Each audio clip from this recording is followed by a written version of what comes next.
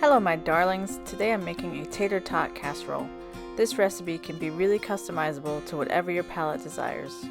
I have some base ingredients I always use, such as ground beef, onion, gravy, some kind of vegetable, and of course the tots. First, heat the oven to 375 degrees Fahrenheit. You need to start by chopping up one onion. I accidentally sliced all the way through the cross section of the onion, but as long as you're careful, you can still cut it this way.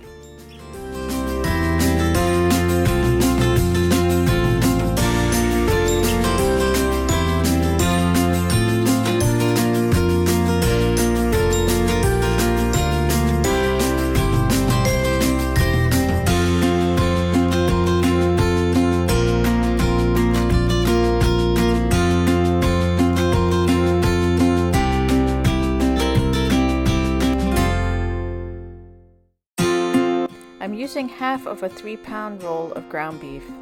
This one is not my preferred brand of ground beef, but it was all the store had, so I had to make do. I'm saving the other half by placing it in a Ziploc bag and squashing it down flat.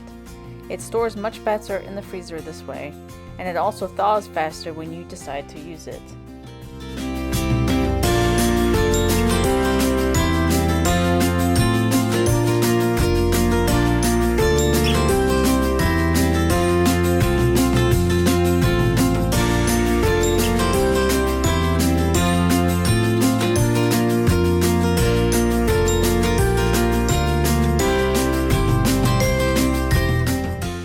The other half of the ground beef is getting sautéed in a cast iron skillet. I have this very handy meat chopper that I use when I'm trying to mince the ground beef.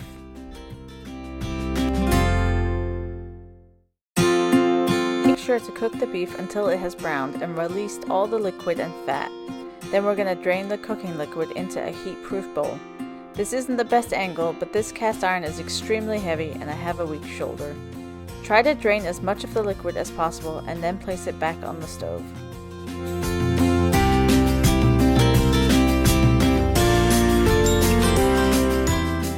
It's time to add the onions and to sauté them until they are a little bit cooked.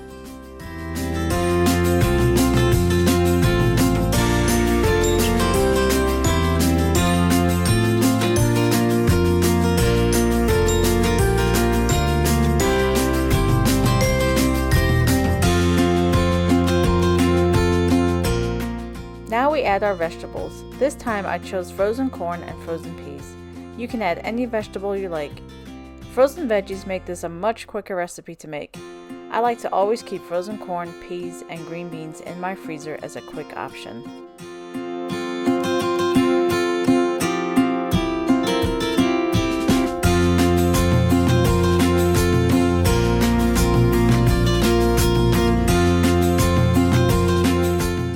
Make the gravy. I add about 2 cups of water.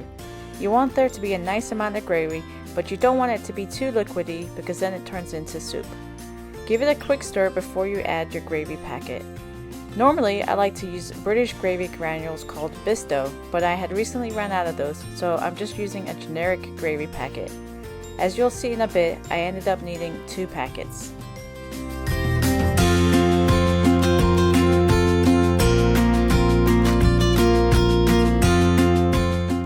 I like to add some Worcestershire sauce to give it a little bit of depth of flavor. I don't measure, I just eyeball it and add the amount I want to taste. Here's that extra gravy packet I needed to add. Get your 9 by 13 inch casserole pan and dump the meat/gravy mixture into it. We are adding some grated cheese to the top of the meat mixture. Here I am grating the cheese. I just use a standard block of cheddar cheese. I really like this cheese grater and I have started grating cheese with it instead of purchasing pre-shredded cheese. I like the taste and texture of freshly grated cheese better, but of course you can use pre-shredded if you like.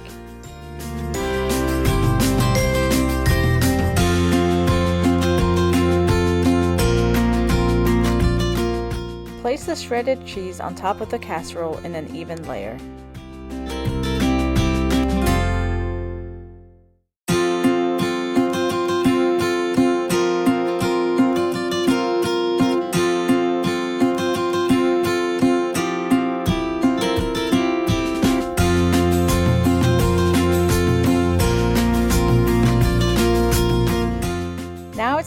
add the layer of tater tots.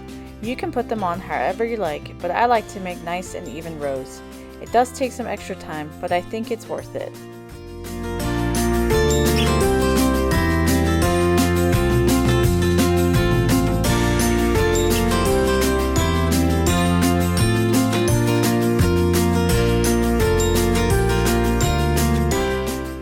On this day, I made the casserole ahead of time. I put some foil over the top and left it in the fridge to be placed in the oven later. When it's time for it to be put in the oven, just take the foil off and put it in a preheated oven. You want to cook it for about 35 to 40 minutes until the tater tots are brown and the meat mixture is bubbling. Unfortunately, my husband forgot to video the casserole going in and out of the oven, but I did get this little bit of footage once it had been served up. It's not the best looking meal, but it is a crowd pleaser and it feeds a large family. That's it for today. Goodbye, my darlings.